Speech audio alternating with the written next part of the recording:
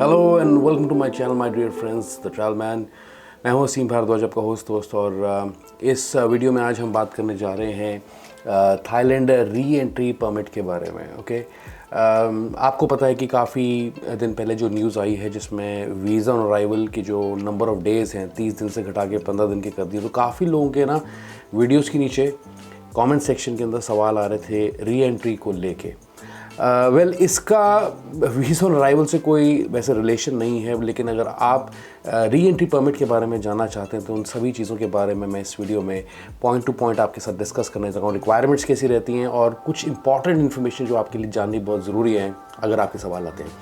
तो आगे बढ़ने से पहले जो है थोड़ा सा टाइम निकाल के चैनल को फटाफट से सब्सक्राइब कर दें और इस वीडियो को लाइक करें।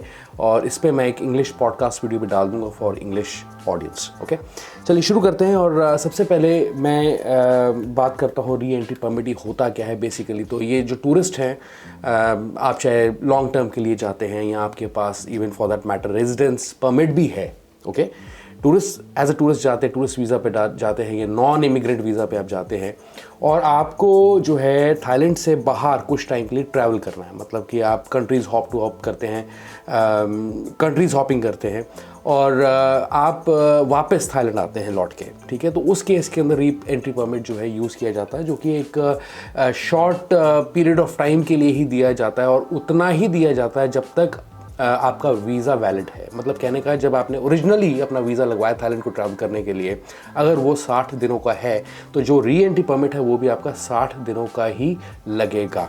ठीक है, तो उन 60 दिनों में अगर आप मान लीजिए थाईलैंड छोड़ के वियतनाम जाते हैं या किसी और नेबरिंग कंट्री में जाते हैं और वापस थाईलैंड में आते हैं तो वो 60 दिनों के पीरियड का ही री एंट्री परमिट होगा।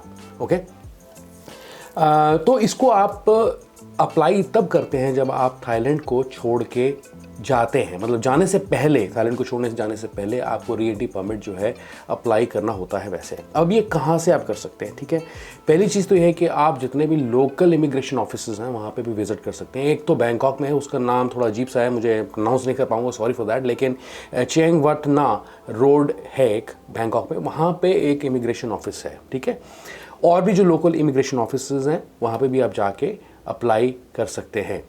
इसके अलावा इंटरनेशनल एयरपोर्ट्स जैसे कि डॉन म्युंग एयरपोर्ट हो गया या स्वर्णभूमि एयरपोर्ट हो गया, तो वहाँ पे तो ऑब्वियसली आप अप्लाई कर सकते हैं री एंट्री परमिट।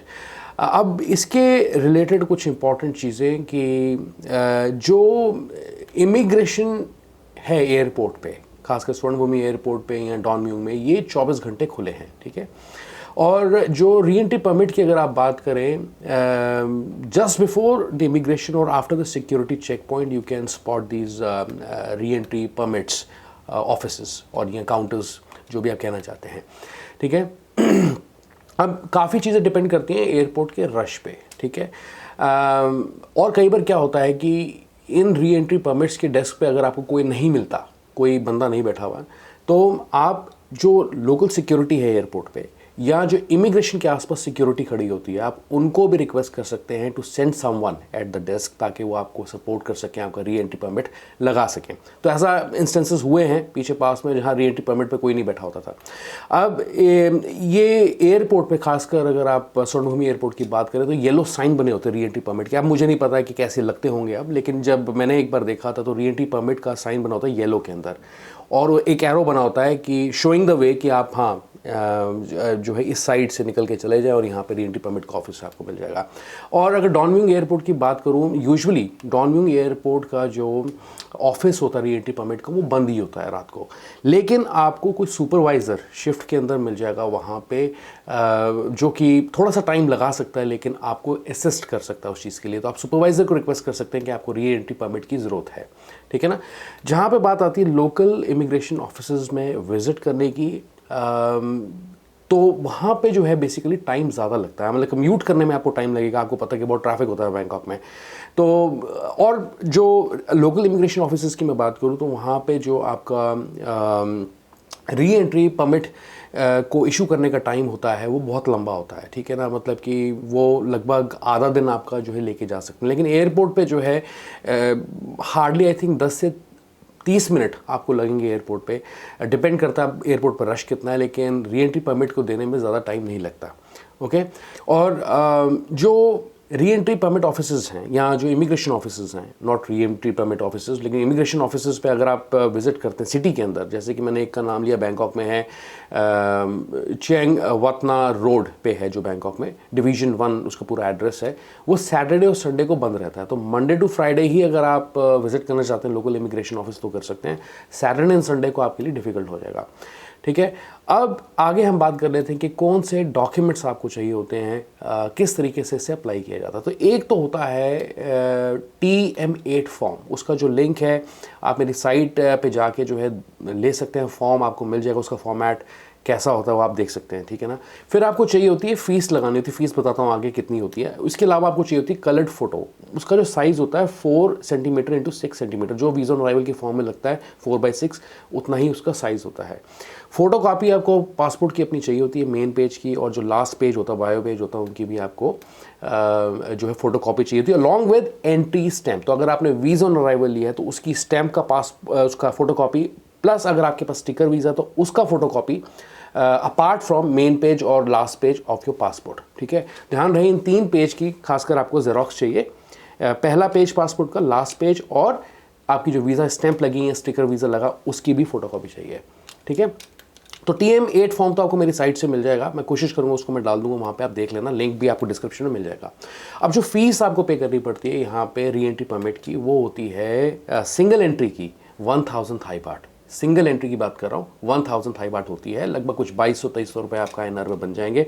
और अगर आप बात करें मल्टी एंट्री परमिट की, तो मान लीजिए आप 2 या 3 बार, मतलब आपके 60 दिन है आपके पास, ठीक है, आप थाईलैंड के में ट्रैवल कर रहे हैं, 60 दिन का आपके पास वीज़ा अप्रूवल है, और उस में क्या है कि आप थाईलैंड को 2 बार छोड़ते हैं, आप पहले वियतनाम चले जाते हैं, फिर आप कंबोडिया चले जाते हैं 60 दिनों में, वापस आप थाईलैंड आते हैं, तो वो उस केस के अंदर आप मल्टी एंट्री परमिट जो अप्लाई कर सकते हैं, जो कि 3800 थाई बाट का पड़ता है।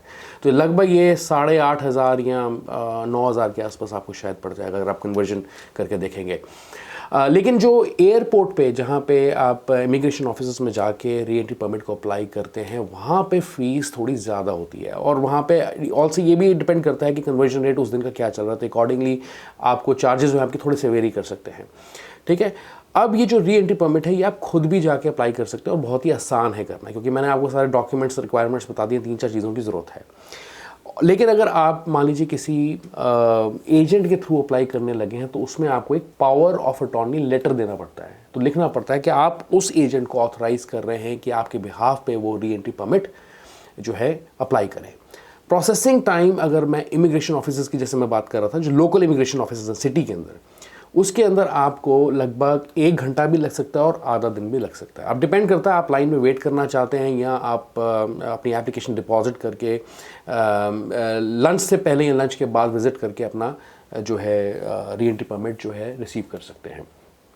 ठीक है, एक चीज़ का ध्यान आपने रखना है, जैसे मैं पहले भी आपको कह रहा था, लेकिन यू हैव टू इंश्योर कि जो री एंट्री परमिट होता है ये आपका वीज़ा एक्सटेंशन नहीं होता। ठीक है, इसे आप ये मत समझना है कि आपको एक्सटेंशन मिल गया वीज़ा पे, चाहे आपके पास रेजिडेंस परमिट क्यों ना हो, जितने भी टाइम का आपका वीज़ा है उतने ही टाइम का री एंट्री परमिट लगता है। So it's only a permission to return to Thailand and use the remaining days of your residence permit, residence extension, और कह लीजिए वीज़ा, टूरिस्ट वीज़ा की अगर मैं बात करूँ। तो इसमें अगर मान लीजिए एक चीज़ और मैं आपको क्लियर कर दूँ ताकि कन्फ्यूजन ना कोई रहे, तो अगर मान लीजिए आपने अपने वीज़ा पे एक्सटेंशन लिया है, ठीक है, टूरिस्ट वीज़ा पे अपने एक्सटेंशन लिया है, तो अगर आप री एंट्री परमिट अप्लाई करते हैं उस दौरान, तो आपका जो री एंट्री परमिट है वो भी उतने दिनों के लिए वैलिड रहेगा जितने दिनों का आपको एक्सटेंशन मिला है। क्लियर है? अब एग्जाम्पल के तौर पे इस वीडियो में मैं आपके साथ कुछ सवाल लेता हूँ, उनके जवाब देता हूँ, ये मैंने ढूंढ के निकाले हैं सवाल। ठीक है, तो पहला सवाल है, इंग्लिश में है ये, I currently have an education visa, ठीक है, एक एग्जाम्पल ले रहा हूँ, and have a question about extensions re entry procedures, please excuse me for my ignorance, let's say that my visa expires on March 1st. I believe I can go some time before that to extend the visa. I think around 2 weeks. So let's say in this example I go to extend the visa on February 25th. So my first question is, does the extension take effect from February 25th, the day I visit the immigration, or March 1, the day my visa expires. Second सवाल है इनका यहाँ पे, I would like to visit my family in my home country and I plan to leave on February 27th. If I get my visa extension done on February 25th and also apply for a re-entry permit, will that re-entry permit apply to the current visa only, or will it also apply to the extension? My concern is that my re-entry permit will only apply to the current visa term and not to the extension. If this is the case and I leave Thailand, I fear that I will not be able to re-enter.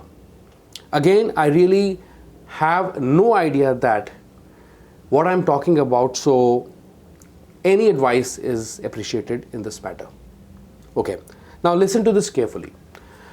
An extension for the same reason you got the visa or the previous extension will be added onto your current stamp. ठीक है, तो जितने दिनों का आपका extension आपको मिला है उतने दिनों का आपको री-एंट्री परमिट मिल सकता है. A re-entry permit pertains to the current stamp, which means if you got an extension taking you to say something like June 23rd, then the re-entry permit would be valid until then. Okay, Hindi में बता दिया मैंने, आपको English में भी बता दिया.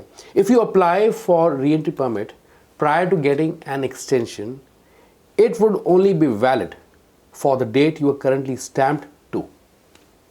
ठीक है, एक्सटेंशन से पहले अगर आप री एंट्री परमिट को अप्लाई करते हैं तो वो वैलिड उतने दिनों के लिए रहेगा जितने दिनों के लिए आपकी वीज़ा की स्टैंप लगी है, जितने दिनों के लिए आपको परमिशन मिला है कंट्री में स्टे करने के लिए. मतलब कि अगर स्टिकर वीज़ा है 60 दिनों का स्टे मिलता है तो उतने दिनों का आपका री एंट्री परमिट होता है. लेकिन मान लीजिए अगर आपने अपना जो री एंट्री परमिट है वो पहले अप्लाई किया था एक्सटेंशन को अप्लाई करने से पहले, तो आपको दोबारा से री एंट्री परमिट अप्लाई करना पड़ेगा उस एक्सटेंशन को कवर करने के लिए. ठीक है, so you will need to buy another one once you have an extension.